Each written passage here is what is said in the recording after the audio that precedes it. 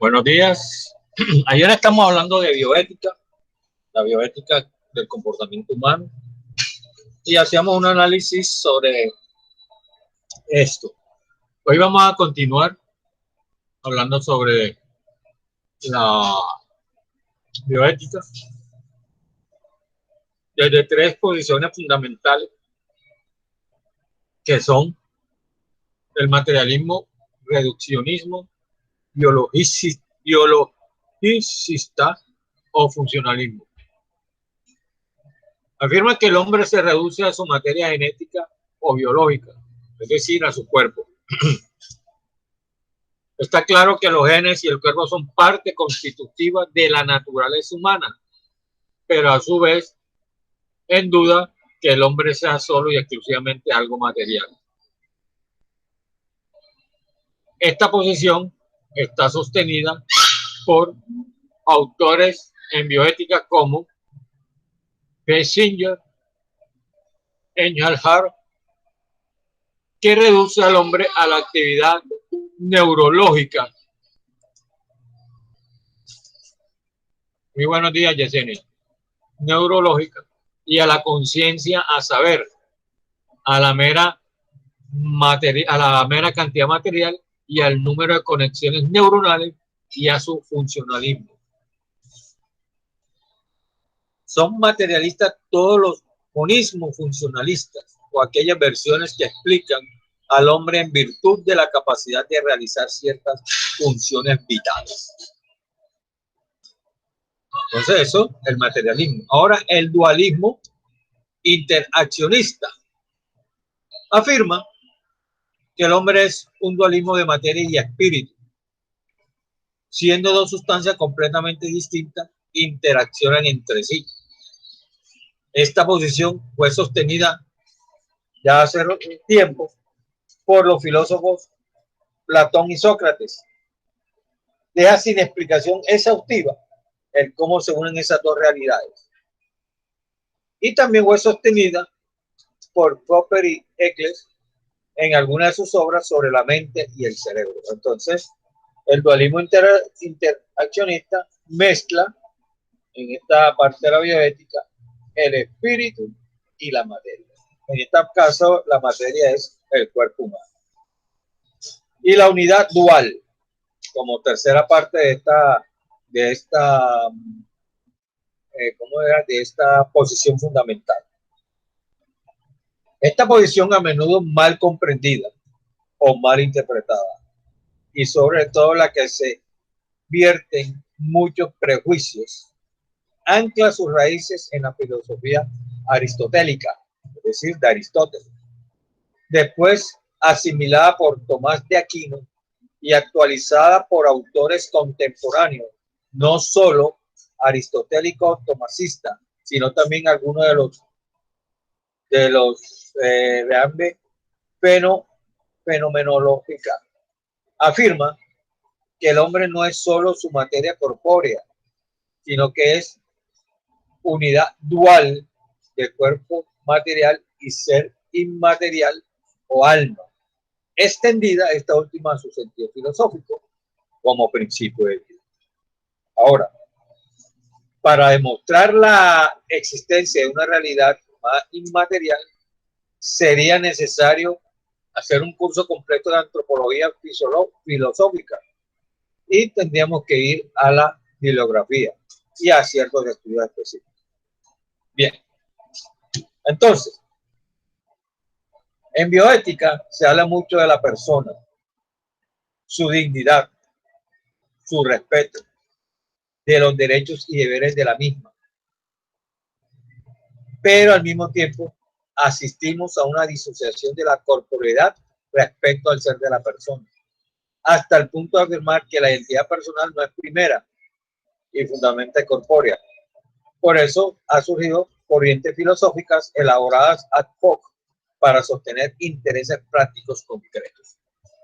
Entonces, sobre la relación cuerpo-persona, ser humano-persona, existen dos posiciones antropológicas fundamentales y antiéticas. Cuando hablamos de antiética significa que va en contra de la ética. La primera Es la tesis que sostiene que hay una separación entre el cuerpo y la dimensión personal. Según esta, afirma que el cuerpo no expresa la persona, sino que en algunos momentos este es solo material biológico, es decir, que es como era yo dando a entender que el alma y el espíritu están dentro de un recipiente que se llama cuerpo. Buenos días, Dana. Que se llama cuerpo y que al fin y al cabo eso es lo que experimenta a través de él. Según esta teoría, el ser humano empieza a existir como cuerpo biológico, que después viene como persona y paralelamente primero deja de existir como persona y después como ser biológico u organismo viviente. Esa es la teoría de Sigma. A ver, señorita Frankie, una pregunta. El ser humano es un ente espiritual con experiencia corpórea o es un ser corpóreo con experiencia espiritual. A ver, ¿cuál de las dos es? La primera, profe, un ser espiritual. ¿Con experiencia corpórea? Exacto. No, un ser espiritual con experiencia corpórea. Ajá. Señorita Yesenia, ¿está de acuerdo con lo que dice su compañero Franklin? Yesenia nunca está por ahí. Bueno, Dana. Dana está por ahí, Dana. Señor. ¿Está de acuerdo con lo por aquí que... estoy. ¿Ah? ¿Me repite la pregunta, por favor? Que acabé de ingresar. El ser humano es un ente espiritual con experiencia corpórea o es un ser corpóreo con experiencia espiritual. ¿Cuál de las dos cree que es? ¿La primera o la segunda?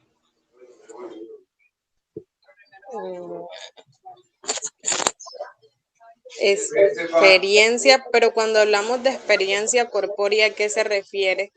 O sea, que está dentro de un recipiente, o sea, la experiencia que vive la persona en toda su vida, eso es lo que trato de decir. Bueno, yo me inclino por la respuesta que dio Franklin. ¿Y cuál fue la que dio Franklin? A ver. La primera. Buenos días, a la orden. A ver, Dana. Bueno, Dana dice que el ser es que nosotros somos seres espirituales con experiencia corpórea. Pues literalmente la palabra de Dios lo dice, cuando creó del polvo el barro y lanzó aliento de vida, que lanzó su espíritu. Entonces, por eso nace desde la creación, desde el bien. O sea, nosotros somos seres espirituales con experiencia corpórea. Entonces, y eso sale desde el mismo de la concepción. Entonces, para que lo tengan claro ese sentido. Bien. Según esta teoría, el embrión sería un ser biológico de nuestra especie que pues viene persona posteriormente y al mismo tiempo puede dejar de existir la persona, individuo no consciente o en coma, y que hace como un ser biológico que dejaría de existir posteriormente como ser biológico, es decir, su cuerpo. Esta perspectiva presenta numerosas incongruencias y aporías. Por ejemplo, nos podría preguntar en qué momento se verifica el paso del cuerpo biológico al ser persona y del ser persona al cuerpo biológico. Efectivamente, algunos autores que tienen esta posición afirman que dicho paso se produce en distintos momentos. Para algunos es en el momento de la anidación. Cuando hablamos de la anidación es cuando hay implantación del óvulo en las paredes del útero. Para otros comienza con las estructuras neuronales, es decir, cuando ya comienza a formarse el cerebro. Y para otros, cuando se tiene conciencia de uso de razón. Entonces es cuando sería ya cuando uno ha nacido y puede tener por lo menos, cuando uno dice de que tengo yo uso de razón, podría ser que tipo 6, 7 años. Entonces, para llegar a un acuerdo sobre esto, dice que todas estas posiciones en las que hay una reificación o cosificación del cuerpo biológico en las fases iniciales, finales o marginales de la existencia humana, el cuerpo no individuado no se siente, no racional, no consciente de sí. Nos habla de una visión cientifista de la corporeidad. Entonces, desde esta perspectiva descriptiva de la ciencia, dice que entonces la ciencia es única y que excluye todo lo que se ha constatado científicamente. Pero al responder a esta pregunta, ¿cómo es el cuerpo? Hace la descripción de la ciencia. Entonces no responde a otra pregunta más profunda que es, ¿qué es el cuerpo? Entonces, aquí podemos tener dos preguntas. ¿Cómo es el cuerpo y qué es el cuerpo? Entonces, hay cuerpos que no son personas, ya que no lo son o que no lo serán nunca. Se ha reducido el cuerpo a una dimensión cuantitativa y a la persona es una calificación del resultado de una cantidad que puede existir o no existir según la evolución de ese cuerpo humano. Entonces, se sostiene en eso que uno es ente espiritual con experiencia corporal o corpórea, ¿ya? Porque el cuerpo puede variar según los momentos que se presentan. Bien. Asimismo, la visión funcionalista de la subjetividad que afirma que son personas aquellas que se relacionan, que se sienten, que razonan y que son conscientes.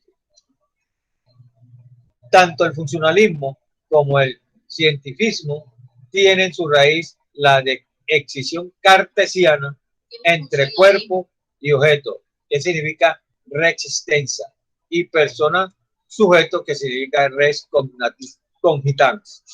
Por lo tanto, no son personas. Vea lo que dice desde el punto de vista ético, que no son personas, ni los embriones, ni los fetos, ni los anencéfalos, ni los dementes, las personas en coma o los que están en estado vegetativo persistente. ¿Ya? Yo le quiero preguntar, señorita Yesenia, señorita Dana y Blanqui, ¿usted considera, y la señorita Alejandra, considera que no son personas esos, lo que acabo de mencionar, por lo menos el feto y los embriones en el ser humano? Simplemente porque no se han terminado de formar. A ver, ¿qué dice Frankie? Usted que es padre. ¿Cómo es la pregunta, profe? Le voy a repetir la pregunta. Por dicho, le voy a escribir lo que dice aquí para enviárselo y usted lo va a leer. Por lo tanto, no son personas los embriones, los fetos.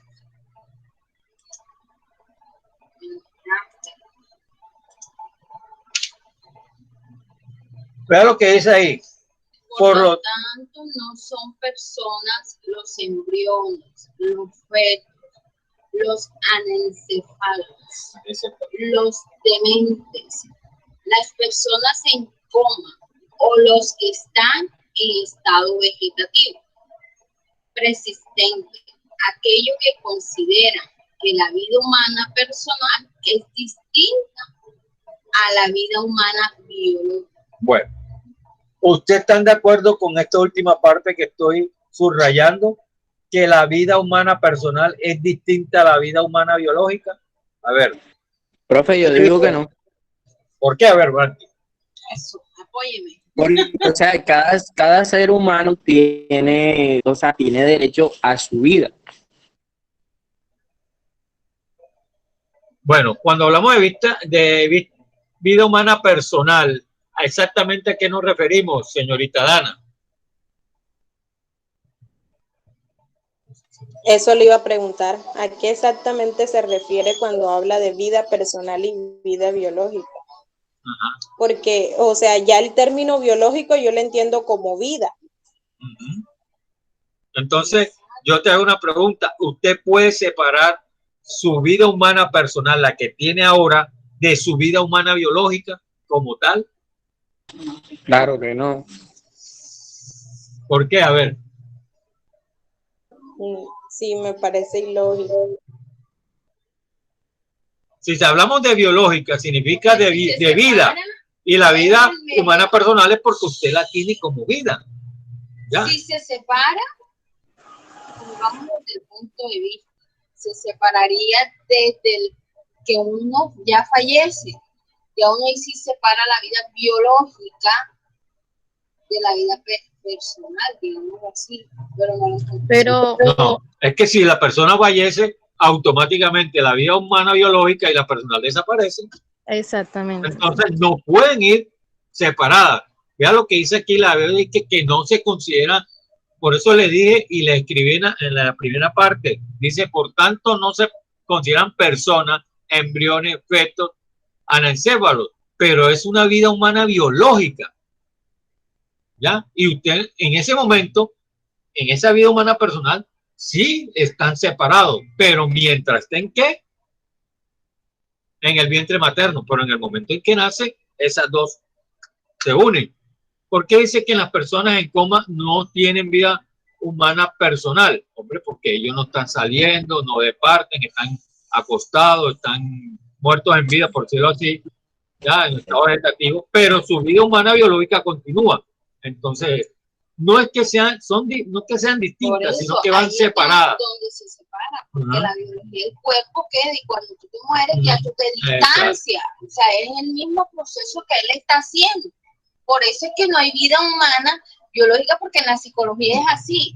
El ser humano cuando muere ya pierde la iniciativa de tener vida humana personal, pero queda el cuerpo, que es biológico.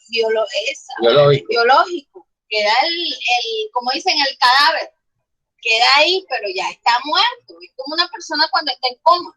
El cuerpo está ahí y el funcionamiento que le da es la máquina pero él ya está muerto en vida. Entonces, se dice que es distinta, pero no se pueden separar unas de las otras. Entonces, pero vamos a entrar en profundidad en eso. Vamos a hablar cómo pueden, esto generan ciertas consecuencias. Pero el embrión sí no me parece. Primero, en la instrumentalización del cuerpo. Si el cuerpo es pura materia, pura cantidad mecánica y no tiene ninguna norma intrínseca, no es vínculo para orar con él de una determinada manera u otra. Entonces, la autonomía de la persona es la regla última y norma del obrar. ¿Ya? ¿Por qué? Porque un cuerpo, vea que cuando una persona está en coma, no puede obrar, simplemente porque su parte espiritual o su cuerpo como tal está enfermo, no puede responder. Ya, de esta manera, la autonomía de la persona es una regla última y norma del obrar. Es lapidaria la afirmación de H.D. Engelbart, que dice, estos cuerpos, no siendo ya de ninguna persona o de una mente, al menos en términos laicos generales, deberán considerarse como cadáveres biológicamente vivos y en ese sentido privados de derechos y valor. Entonces, como pueden ver, una persona que no está consciente se considera, o sea, que está en estado de coma, se considera como un cadáver biológicamente vivo, pero que no tienen ni valor ni derecho. ¿Por qué? Porque no pueden, no tienen autonomía y porque no pueden hablar ellos mismos. Pero es que después, ya cuando se mueren totalmente, la parte cerebral, que ahí sí se diagnostica muerte total. De todo esto se deriva una descripción total de estos cuerpos biológicos. Hay unos derechos del sujeto sobre todo cuerpo puede hacer con él lo que quiera, venderlo, modificarlo, manipularlo. Entonces, de ahí que el embrión puede ser manipulado, vendido o eliminado. Entonces, vuelvo y les digo, nosotros somos meramente cuerpos biológicos.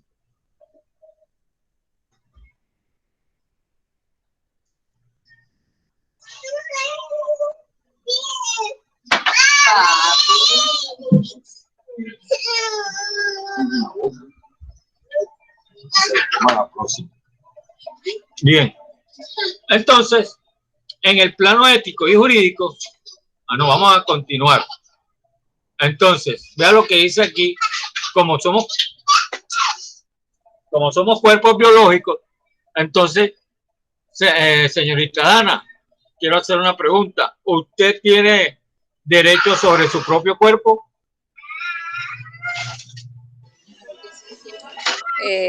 Pienso que es relativo, ¿no?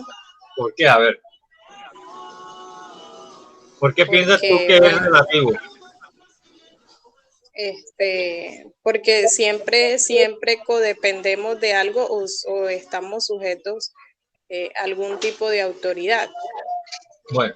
Por ejemplo, en el caso de cuando somos pequeños, obviamente no tenemos derecho en sí sobre nuestro cuerpo, primero que todo porque no somos completamente conscientes por la experiencia y eso, y estamos sujetos a nuestros padres.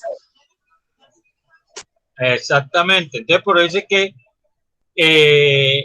uno tiene poder sobre nuestro cuerpo hasta cuando usted literalmente cumpla la mayoría de la edad que usted puede hacer con él. Mientras esté bajo la tutela de los padres, difícilmente. Pero hay hijos que se tatúan, que se hacen argollas en las orejas, inclusive desde los 15 años en adelante hasta a veces antes. Pero el cuerpo no es de uno, si nos vamos al punto de vista de la Biblia, el cuerpo le pertenece a Dios. Y en una parte de la Biblia dice que no podrá ser tocado ni manipulado, es decir, que no se podrán hacer tatuajes ni cuestiones como esa. Entonces, desde el punto de vista de la naturaleza humana, yo soy dueño del cuerpo, obvio, yo puedo hacer con lo que quiera, pero yo tengo que someterme a una voluntad donde yo diga, este cuerpo es prestado, porque recuerde que nosotros somos entes espirituales con experiencia corporal. Entonces, de ese punto de vista, no podemos tratar, por eso digo, cuando hablamos sobre, inclusive cuando dice sobre el feto, yo creo que el embrión o el feto, dice, puede ser manipulado, vendido, eliminado, etcétera, puede ser por la misma concepción humana cuando actúa de esa manera. Bien, en el plano ético y jurídico los derechos son distintos. Es lícito el infanticidio, la eutanasia, la eugenasia, entre otros. Cuando hablamos de que si es lícito, es que si está autorizado para hacer. En algunos países, la eutanasia, que es causarle la muerte a una persona que ya definitivamente está en estado de coma, y los familiares no quieren que siga sufriendo, lo desconectan de las máquinas, entonces le causan la muerte. Entonces, en algunos países la eutanasia es lícita. En algunos países es lícito el infanticidio. Claro, en los países árabes, tú sabes que hay niñas de 10 en adelante, 9 que ya las casan con señores mayores, ya, entonces eso se llama, porque tracan al infante de infanticidio. Entonces, hay cosas que de pronto en algunos países es valedero, como en otros países no es valedero. Eso depende de la cultura.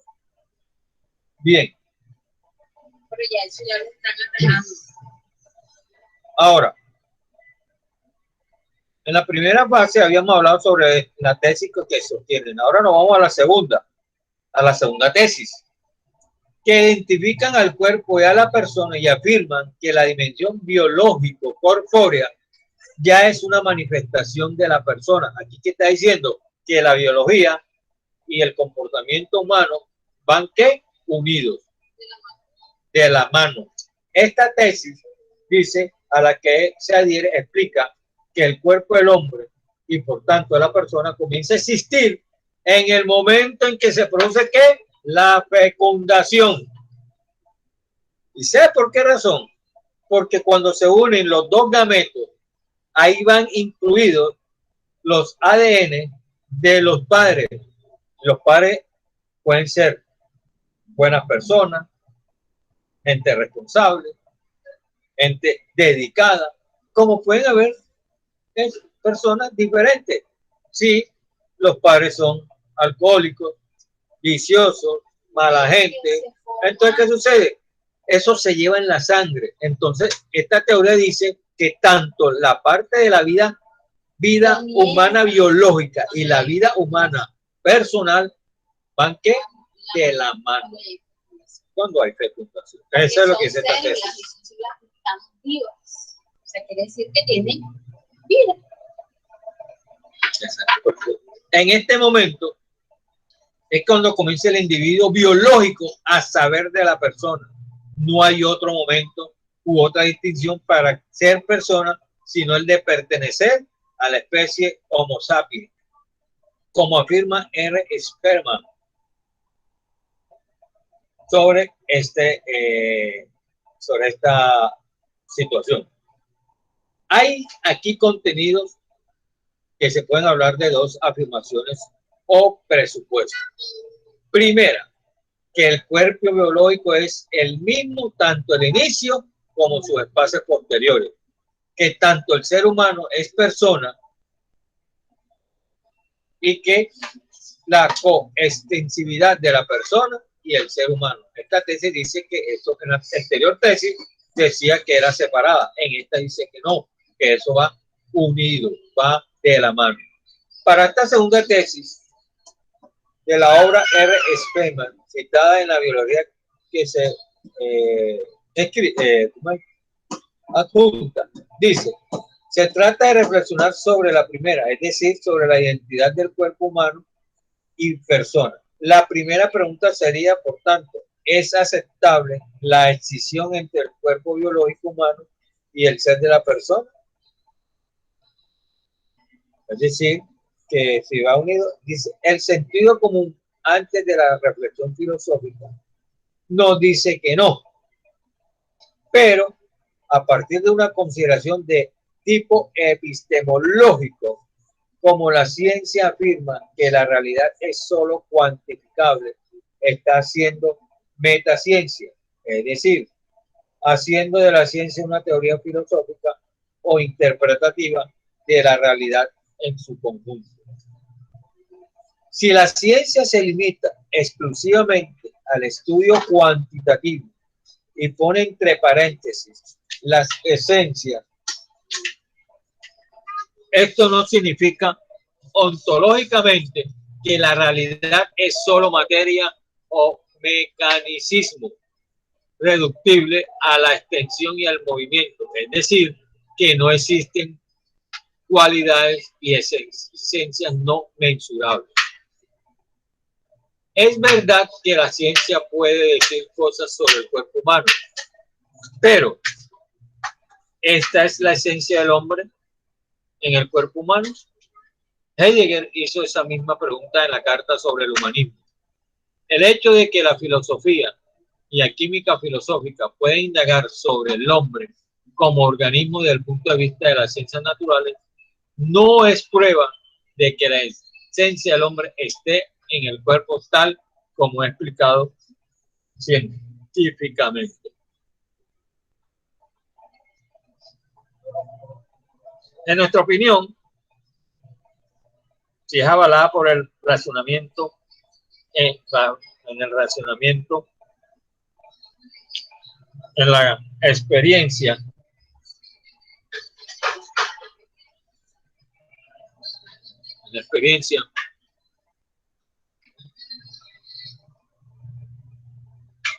y el cual es explicado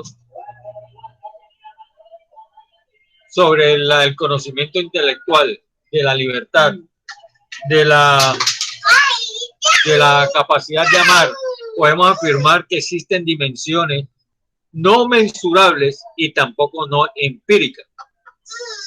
La persona posee una dimensión que está unida inseparablemente al cuerpo, que es la dimensión inmaterial. Por lo tanto, la continuidad en el ser, desde el momento en que comienza a existir el Homo sapiens, es decir, desde el momento de la fecundación, somos cada uno de nosotros hasta cumplir su desarrollo pleno, la cual es obvia.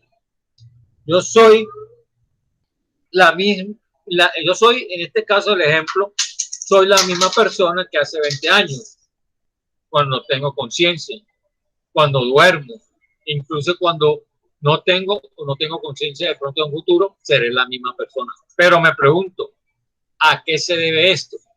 Sencillamente a la continuidad del ser. ¿Por qué? Porque a pesar de los cambios accidentales, hay algo que permanece desde la generación hasta la corrupción. Y esto es lo clásico, lo han llamado ¿qué? Sustancia. Nosotros, básicamente, nuestro cuerpo humano es meramente sustancia. ¿Sustancia qué? Que tiene órganos como el corazón, los pulmones, riñones, etcétera. Porque al fin y al cabo el cuerpo humano es eso, un conjunto lleno de vísceras. Eso somos nosotros.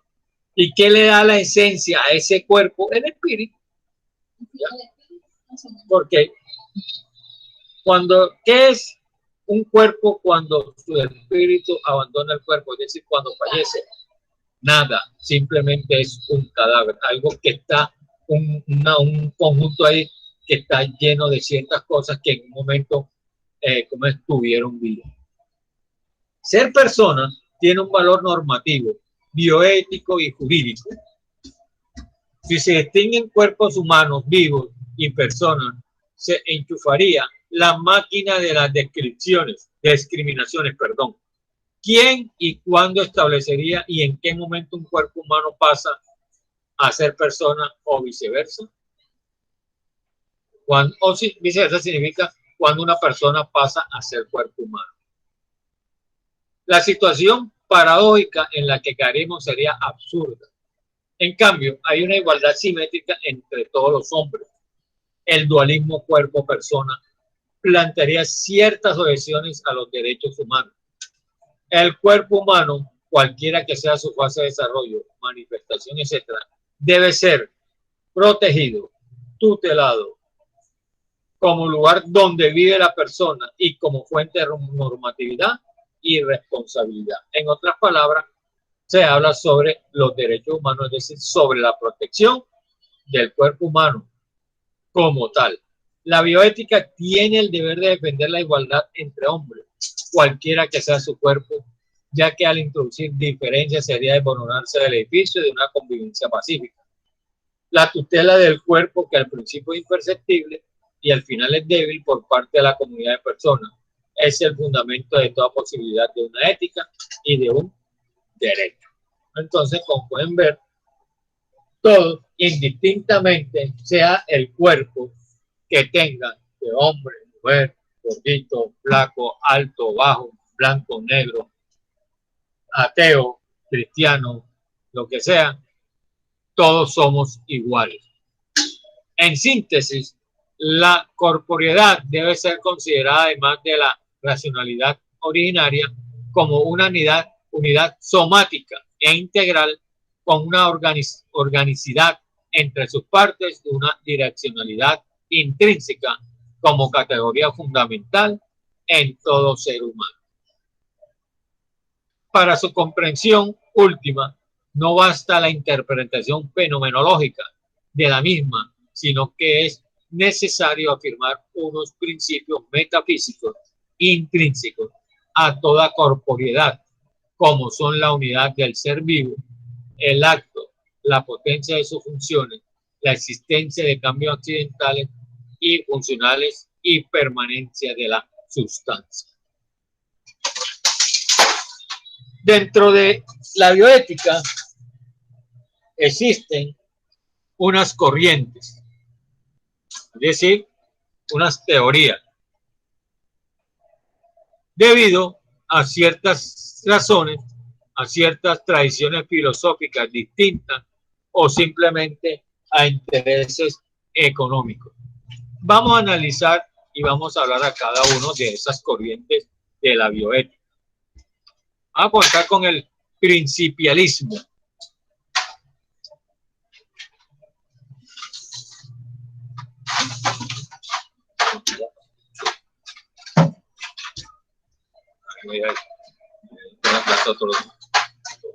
Principalismo. En el año 1979, dos norteamericanos, Buchanan y Children, que habían formado parte de la comisión que elaboró el informe Belmont, hablaron por primera vez de los principios que debían regir la toma de decisiones en bioética. En su volumen principales, se dice el volumen sobre la ética biomédica, las principales éticas biomédicas, en los cuales manifiestan 4 principios que constituyen el núcleo de la llamada bioética principialista, que son el principio de la autonomía, no maleficencia, beneficencia y justicia. Hace referencia que es un principio de respeto a la autonomía, en la cual requiere que las personas estén capacitadas para ordenar sus valores y creencias y para actuar sin intervenciones controladoras de otros. Incluso si existe un riesgo que a los demás les puede parecer temerario, este principio exige la no interferencia y el respeto a las opciones autónomas de otras personas. Por ejemplo, los pacientes autónomos e informados tienen derecho a existir, tienen derecho a decidir que la intervención médica para evitar la muerte es inaceptable. Estos pacientes tienen derecho a negarse a seguir siendo tratados, incluso a una muerte segura. Sin embargo, dichos derechos no siempre tienen una autoridad absoluta y por ello pueden, en principio, encontrarse razones que justifiquen una intervención. La pregunta es, señor Franklin, ¿está por ahí?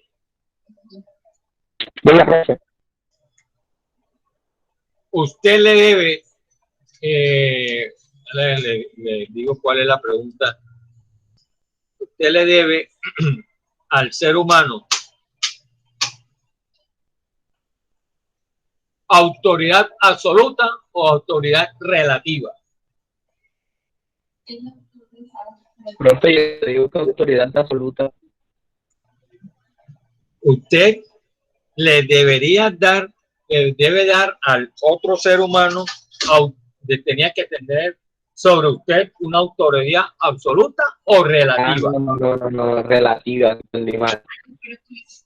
Cuando tenemos esa autoridad relativa, ¿por qué razón? Se lo voy a poner un ejemplo. Yo a usted no le puedo obligar a que haga algo malo, porque usted dice, no, es que yo voy a hacer lo que usted me está pidiendo, profesor.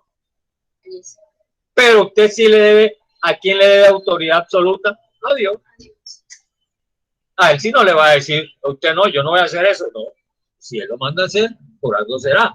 Un ejemplo, cuando en la historia, cuando iba a matar, que mandó, me acuerdo en el momento ahora de comer, que le dio que matara a su hijo, el papá no estuvo de acuerdo, pero lo obedeció. Y no, voy a obedecerlo porque al fin y al cabo es una orden. Entonces, al ser humano se le debe solamente autoridad relativa, no absoluta. Porque por eso le digo que uno es autónomo, porque usted puede tomar sus propias decisiones, es decir, sí, o si no, no. Entonces, para que conozca el término diferente entre autoridad absoluta y autoridad relativa. La propuesta de Bauchman y Children predominó hasta los años 90, que es en que Clauser y Jett, otros autores, publicaron un artículo en que criticaban el principialismo. ¿Por qué razón? O sea, ellos daban una razón muy fundamental, que no ofrecían una tabla de principios jerárquicos y convincentes. A raíz de las críticas, los autores modificaron su obra. No obstante, le han dirigido otras críticas, por ejemplo, la ausencia de una teoría antropológica que sustente los principios y que ofrezca una posible vía de solución a un conflicto entre dos principios. Entonces, eso es lo que decía el principialismo.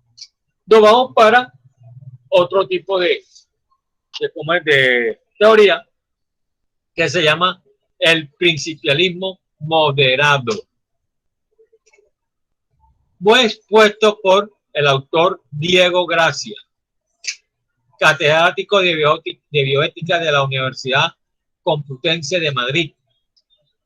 Es el que más influencia ha tenido en España y en países del habla hispana, es decir, el español, en el cual él jerarquiza los principios distinguiendo dos de rango superior, que son la no maleficencia y justicia, y dos de rango inferior, que es la beneficencia y la autonomía. No dedica espacio a la fundamentación antropológica y la mayoría de sus alumnos optan por una ética de carácter deliberativo, que en algunas ocasiones arbitraria, conflictiva y en gran parte llegan a soluciones relativistas, es decir, que no se ponen de acuerdo. Nos vamos a la otra, otra teoría que dice sobre el utilitarismo y funcionalismo.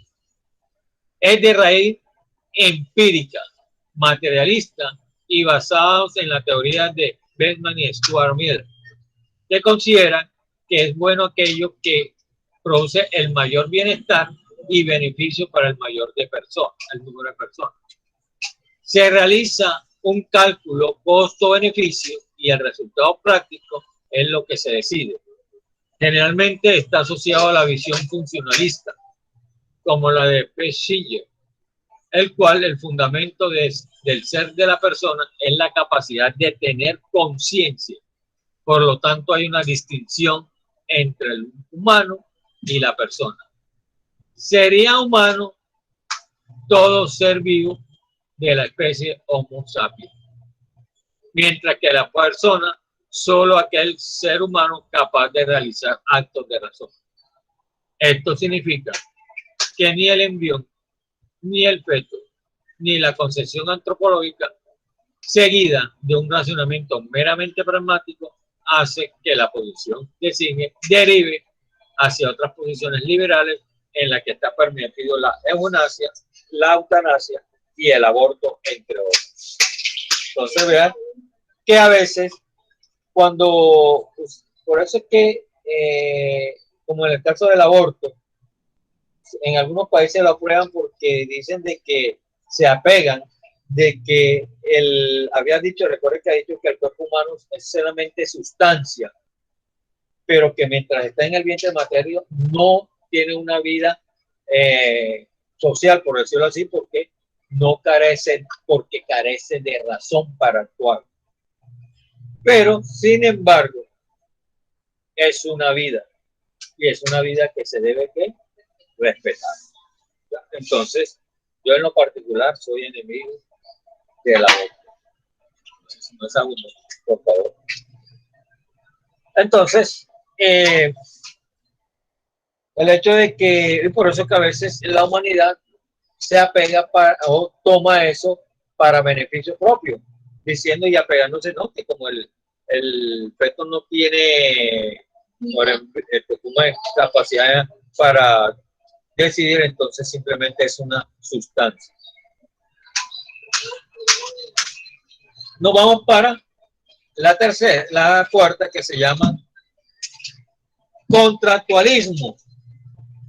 Sigue la tradición empirista y hobbesiana, y ante la imposibilidad de llegar a una ética universal, la única posibilidad remanente es el consenso y el contrato social en bioética. El autor más representativo de esta posición es H.T. Harvard Jr. Para él, la única fuente de autoridad es el consenso, pues cualquier otra argumentación es débil y no hay posibilidad de establecer principios de carácter universal. En otras palabras, él dice que solamente debe existir una parte de la consensualidad para tener derecho, o si no, como fuente de autoridad. Nos vamos para lo siguiente, que es la ética de mínimos. Se puede decir que es una forma del contractualismo de Hendel. Se basa en el mismo supuesto. Ante la imposibilidad de establecer principios con validez universal, solo nos queda acordar una ética de mínimo que todos compartamos y que sea el fundamento de la convivencia. En nuestro país, la autora más importante de esta corriente es Adela Cortina, en la Universidad de Valencia. Con ella, Victoria Camps, en la Universidad Autónoma de Barcelona, y Javier Sadaba, en la Universidad Autónoma de Madrid, son los que exponen esta teoría.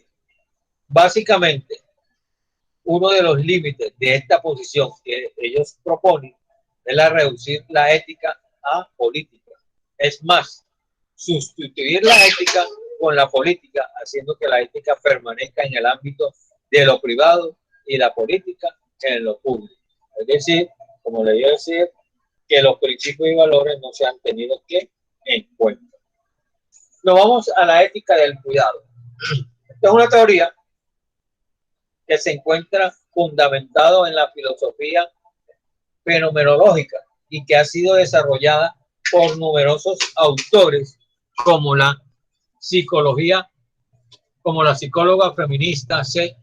Gilligan, en la cual está inspirada en las obras del filósofo francés Hervé Ricoeur y en el pensamiento de la matriz fenomenológica y diálogo, donde centra su atención en la categoría del cuidado con excelentes resultados.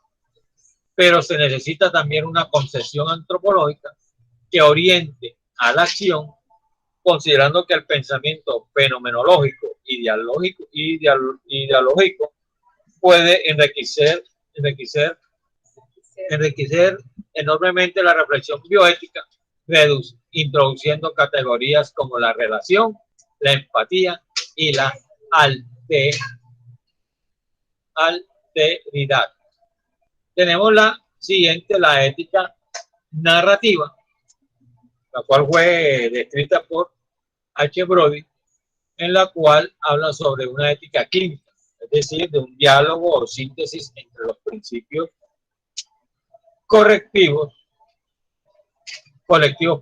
recibidos y las particularidades de cada persona, es decir, la historia que narra. No tiene fundamentalmente antropología y ética, es relativista y es subjetiva. Nos vamos para la bioética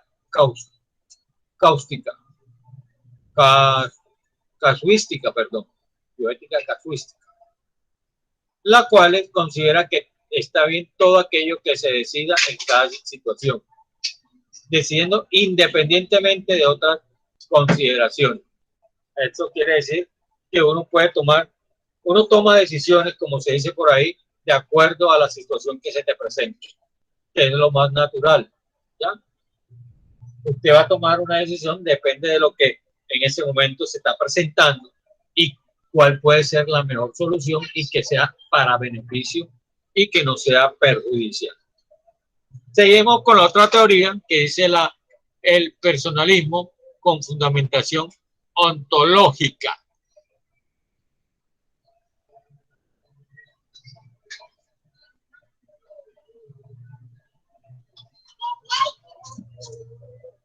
Desde los años 80 se ha desarrollado una corriente cuyo iniciador, Helio Sgracia, denomina personalismo bioético con fundamentación ontológica. Dicha corriente se contrapone a las anteriores expuestas o las complementa, como el caso de la teoría del cuidado y la bioética narrativa.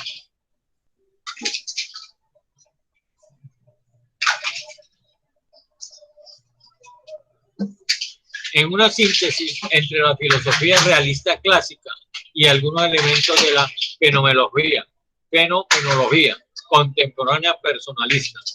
El núcleo de su filosofía, que es Ranieri, aristotélico y tomatista, consiste en afirmar que la persona es unión sustancial de alma y cuerpo, de corporeidad y alma metafísica y espiritual, y basándose en los datos de la ciencia afirma que existe el ser humano y la persona desde el momento en que comienza a existir su cuerpo, es decir, desde el momento de la fecundación. Entonces, como pueden ver, ya tenemos otra teoría que dice de que tanto la vida humana personal y como la biológica se está unida desde el momento en que se hace la fecundación. Teniendo como una base antropológica el personalismo metafísico u ontológico, infiere algunos principios que podrían servir como orientación en el obrar práctico respecto de la vida física, principio terapéutico, libertad, responsabilidad y justicia, solidaridad. Junto a lo expuesto anteriormente, debemos destacar que esta corriente se basa en el concepto de la naturaleza humana, entendida como una realidad, no como una manera empírica, ya que gran parte de los errores del relativismo tiene su origen en concebir la naturaleza humana como algo puramente empírico.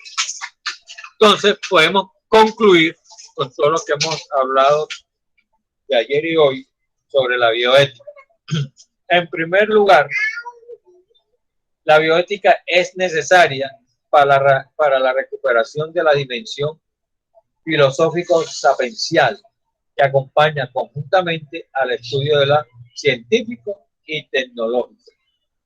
En segundo lugar, es un futuro para explorar donde la filosofía moral compete adelantar el desarrollo tecnológico con la dimensión ético-prudencial. Y tercero, que todos los conocimientos adquiridos se usen para beneficio de la persona, entendida como una corporeidad individual vivida. Para esto será necesario no sobre la prudencia o recta ratio, sino que improvisa, sino que se adquiere y se ejercita con el uso actual de ella. Bien, en otras palabras, la naturaleza humana, que es al mismo tiempo materia y razón, y que partiendo de la unidad de la razón práctica, naturaleza y razón, trata de individuar aquellos comportamientos y acciones